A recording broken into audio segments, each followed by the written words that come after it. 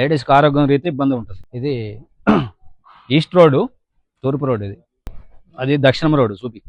ఇది సౌత్ అంటే దక్షిణం రోడ్, అంటే తూర్పు దక్షిణం, అంటే తూర్పు దక్షిణం. వీళ్ళు తూర్పు దక్షిణం అంటారు దీన్ని. తూర్పు దక్షిణం ప్లాట్ ఇది చాలా బ్రహ్మాండంగా ఉంటది. తూర్పు ఉత్తరం దక్షిణం ప్లాట్. ఇదేమైందంటే తూర్పు దక్షిణం ఆగ్నేయం బ్లాక్ అంటారు. జబర్దస్త్ ప్లాట్ ఇది.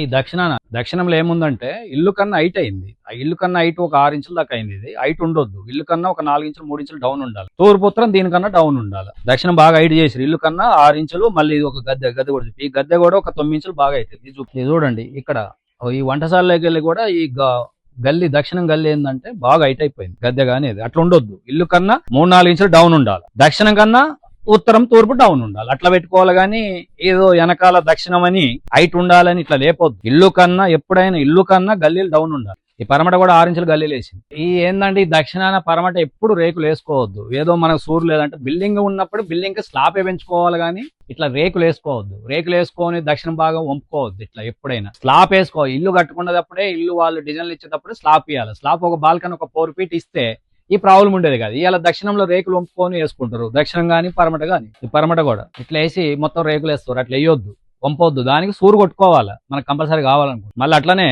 ఆ ఉత్తర వాయంలో పరమట వాయంలో ఒక రూమ్ వేసారు వాచ్మెన్ కదా. అట్లా పనిచేయదు. ఇది ఆగ్నేయంలో ఓలు ఇట్లా పనిచేయదు. ఓలు బంద్ చేసేసుకోవాలి. ఆగ్నేయంలో ఓలు ఇది. ఇక్కడ చూడండి.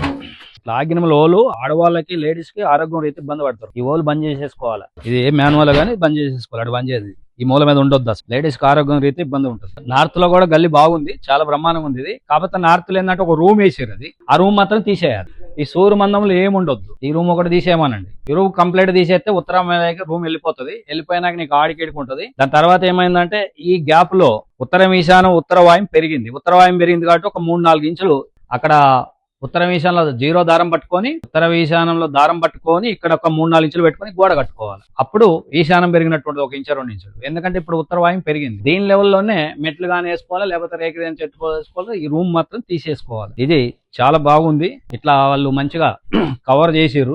ఏడైనా ఈశానం కట్ అవుతుండే, ఇక్కడైనా ఈశానం కట్టుండి ఇట్లా రూమ్ ఆగ్నేయం వేరే తట్టించి దీని ప్లానింగ్ పార్కింగ్ లెక్క ఇచ్చారు. కాకపోతే ఆయన ఏం చేసుకుంటుంటే చాలా బ్రహ్మాండంగా చేసిండు. ఈశానం కట్ కాకుండా ఇచ్చిండి. ఇది ఇక్కడ కూడా డోర్ ఇచ్చిండి. ఇదంతా కవర్ చేసుకుంటుండు. చాలా బాగుంది. ఇక్కడ వరకే ఉండే ఇల్లు. అప్పుడు ఇట్లా ఆగ్నేయం పెరిగి ఈశానం కట్ అయి ఉండే. ఆయన ఏం చేసిండంటే మంచిగా డోర్ ఇచ్చి ఇదంతా కవర్ చేసిండు. చాలా బాగుంది. ఈశానం కట్ కాకుండా ఇచ్చాడు. ఈ చెప్పులు స్టాండ్ ఇవన్నీ ఉండొద్దు ఇక్కడ. ఈశానంలో ఆడు, ఉత్తరంలో కూడా డోర్ పెట్టిండు. చాలా బ్రహ్మాండంగా ఉంది. కుబేర స్థలం. ఈ ఉత్తరానికి కూడా దక్షిణంలో కూడా ఒక డోర్ పెట్టుకోవాలా. ఇక్కడ కూడా ఓల్ ఉండాలా, లేకపోతే ఆర్చి గానీ డోర్ గానీ పెట్టుకోవాలి. ఉత్తరం ఉందంటే దక్షిణం ఉండాలా, తూర్పు ఉందంటే పరమట ఉండాలా. పరమట కూడా ఇండో ఇచ్చారు. చాలా బాగుంది. ఈ లిఫ్ట్, స్టెప్స్.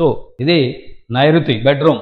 ఈ నైరుతుల బెడ్రూమ్ ఏంటంటే ఈ ఆగ్నేయంలో టాయిలెట్ బాత్రూమ్ ఇచ్చారు పొడుగుగా. అట్లా ఎప్పుడు ఆగ్నేయంలో పనిచేయదు. ఈ రూమ్ కి ఈ రూమ్ లోనే ఉండాలా. అయితే ఉత్తర వాయంలో ఉండాలా, లేకపోతే ఆగ్నేయం పెరిగినట్టు బెడ్రూమ్ ఉండాలి. ఇది మళ్ళీ ఆగిన టాయిలెట్ బాత్రూమ్ ఇచ్చి మళ్ళీ నైరుతిలో డ్రెస్సింగ్ ఇచ్చారు. పనికిరాదు, తీసేయాలి. తీసేసి ఈ నైరుతిలో మంచం ఉండాలి. దక్షిణం తలాపు, ఉత్తరం కాళ్ళు ఈ పొజిషన్ లో ఉండాలి. ఇట్లా డ్రెస్సింగ్ ఇది పనికిరాదు.